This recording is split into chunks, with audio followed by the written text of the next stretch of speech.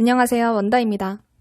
일본은 1957년부터 매년 막대한 예산을 쏟아부으며 정부와 민간단체의 철저한 계획 아래 침략국가의 이미지를 바꾸는 노력을 해왔으며 교육 및 문화 등 다양한 경로를 통해 일본과 일본인들에 대한 이미지를 미화하는 작업을 해왔습니다. 그래서 일본과 일본인에게 상당히 호의적이고 그들에 대해 좋은 이미지를 가진 서구인들을 많이 볼 수 있었습니다. 하지만 거의 60년 이상 막대한 자본을 들여 가짜로 만들어 놓은 일본과 일본인에 대한 이미지가 도쿄올림픽을 통해 그 민낯이 드러날 위기에 처해 있다고 합니다. 일본은 해외 입국자들은 모두 도쿄에 도착하기 전에 격리하고 비행기를 타기 전부터 수차례 코로나 검사를 받게 했고 일본 입국 이후에도 3일간 호텔에서 격리하며 코로나 검사를 받게 했으며 일본 당국은 현재 해외 입국자에게 편의점의 음식과 음료를 사러 갈 수 있는 단 15분의 외출 시간을 허용했습니다. 또한 해외 입국자는 2주간 외부 식당을 이용할 수 없다는 규제를 적용했으며 호텔 격리가 끝난 후에도 해외 입국자들은 여전히 올림픽 버블 내 특정 장소만 방문할 수 있겠습니다. 또한 도쿄올림픽 조직위는 매일 방역규정 준수를 강조하면서 위반 시 경과 및 자격정지, 심지어 추방까지 할 수 있다고 목소리를 높였으며 휴대폰의 GPS 기능을 통해 동선 추적이 가능하다는 설명도 덧붙였다고 하는데요. 선수단 및 해외 취재진들은 일본이 팬데믹 기간 동안 규정을 철두철미하게 준수하는 정직한 일본인이라는 이미지를 대외적으로 어필해왔던 만큼 그들의 엄격한 방역수칙을 수긍하면서도 한편으로는 일본 정부가 왜 올림픽 버블존에서 이토록 강력한 방역수칙을 강요하는지 이해할 수 없다는 입장 정도만을 취해왔습니다.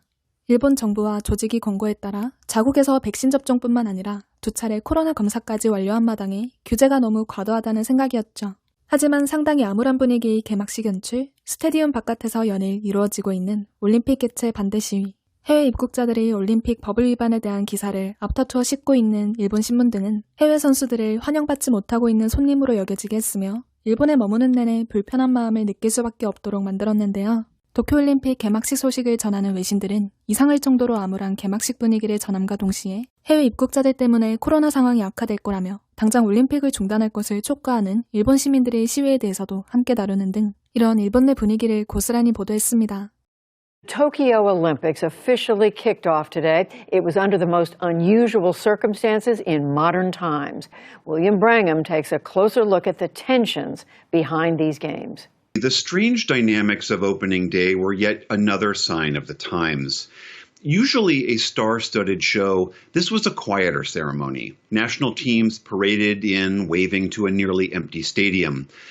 It was noisier outside as protests continued against holding the games at all in the middle of a pandemic. Just 23% of Japan's population is fully vaccinated. For more on this, I'm joined by Philip Kraus. This sounds like a very unusual opening ceremony by Olympic standards. Can you just give us a sense of what it's like there? Yeah, look, it was extraordinary because usually these opening ceremonies are celebrations, aren't they? There clearly wasn't the mood for a celebration here in Tokyo. You mentioned it already. This was much more of a solemn occasion and just an extraordinary thing to see that this Olympic stadium, where there should have been 68,000 people, was almost entirely empty. Just under 1,000 people were inside, and none of those members of the public. They will not be allowed to see a single second of Olympic sport in person. That is quite something to get your head around. As to the atmosphere, you just mentioned those protests. This is also something that doesn't tend to happen with opening ceremonies, that actually on the inside of the stadium you can hear the protesters during those quiet moments, and you could hear those people chanting right outside, calling for those games to essentially not be held at all. There is a very clear majority of the Japanese people who do not want these Olympic Games to happen during a pandemic that is getting worse in this country and specifically also in this city. Reality setting in for the opening ceremony, which is usually a celebratory spectacle, will instead be a much more sobering ceremony. The stadium will be mostly empty, with no family or spectators in the stadium. Protests as the Tokyo Olympics gets underway. Outside, protesters, concerned about holding the games during a pandemic, clashed with police. Listen to that. That's the sound of police shouting at protesters. There are quite large crowds of them on this street down here below. We're not allowed to go because we're in the Olympic bubble. But apparently, they can hear these chants inside the stadium. And all night outside the stadium, the streets filled with Japanese citizens carrying signs saying, "Cancel the Olympics." 마이니치 신문은 지난 20일 쿠바 대표단이 코로나19 검사 결과를 기다리며 공항 사무실 방에서 대기 중이었다. 선수들은 공항 직원들과 같은 화장실을 사용했으며 너무 가까이 지나쳐 복도와 계단에서 몸이 맞닿았다라고 보도하기도 했었는데요. 이에 해외 선수단들은 마치 자신들을 코로나 병균 집단체로 여기는 일본인들의 언론 보도에 깊은 상처를 입고 있었다고 말하기도 했습니다. 올림픽이 시작되기 전부터 여기저기에서 터져나오던 일본에 대한 불만의 소리가 이제는 불만을 넘어 불신의 소리까지 공공연하게 거론되고 있는 실정인데요. 방역을 철저히 한다고 큰소리치던 일본이 소리만 요란할 뿐 실제로는 선수촌 하나 제대로 관리하지 못하고 있음을 간파한 미국 체조 선수팀이 일본 당국을 신뢰하지 못해 선수촌을 떠나자 미국 언론은 이를 그대로 보도했습니다. COVID cases in Tokyo have surged more than 155% in the last week, and protesters are now calling for the games to be canceled entirely. ABC's Amy Robach has the latest. Precaution driving USA Gymnastics to a bold move, overnight confirming to ABC News that Team USA gymnasts will not be staying in Olympic Village for the duration of the games. Cecile Landy, coach to Simone Biles, saying on Twitter the move was made together, adding that they feel like we can control the athletes and our safety better in a hotel set. Kenneth, what does it say about the Olympic COVID protocols that the U.S. gymnastics team thinks they'll be safer in a hotel?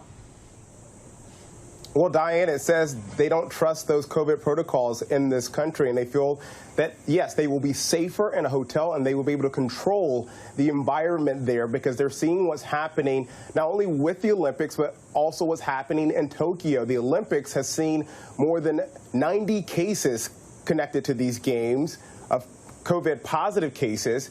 And here in Tokyo, there have been a daily high of hovering around 2,000 new daily COVID cases. And so you've got Simone Biles, who actually spoke out about this on Twitter. She said the decision was made because it was felt that the team's safety could be controlled better in a hotel setting due to the ongoing pandemic. We know that these athletes need to focus on the games, not possible infection.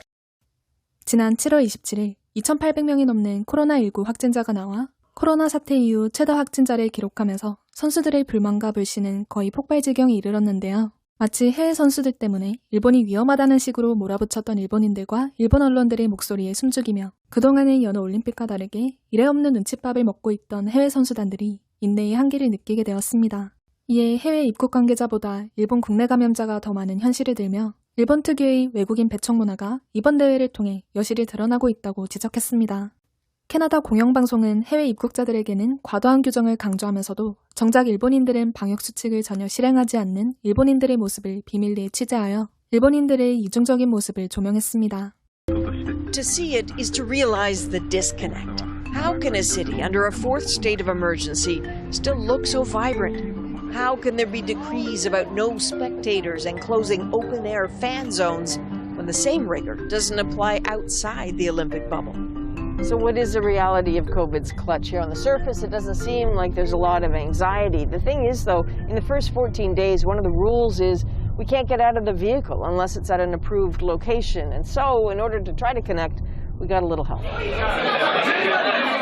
A freelance crew took a wander for us, and in a city where emergency rules suggest alcohol not be served, it is not hard to find booze on offer in crowded, loud underground bars. The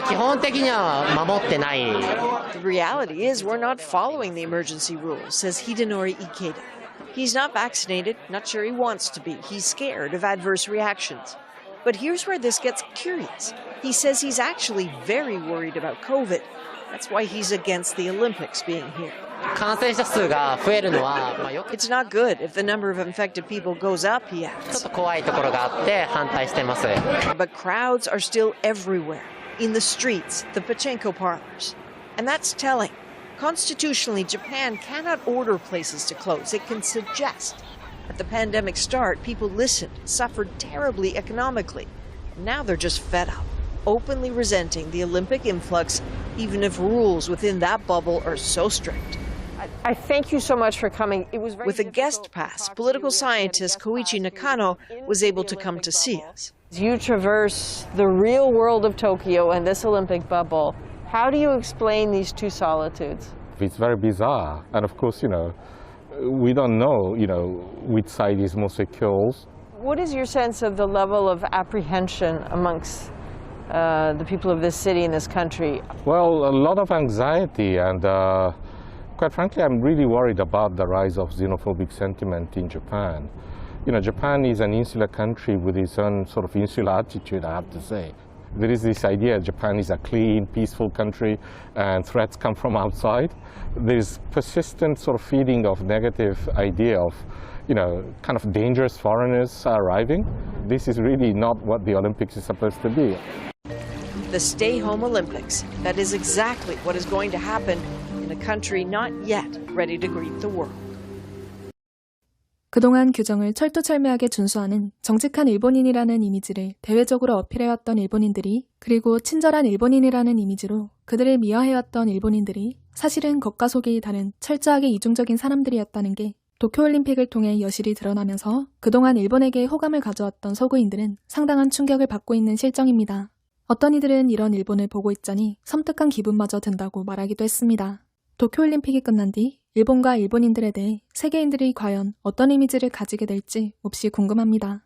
여러분의 생각은 어떠신가요? 시청해주셔서 감사합니다. 원다였습니다.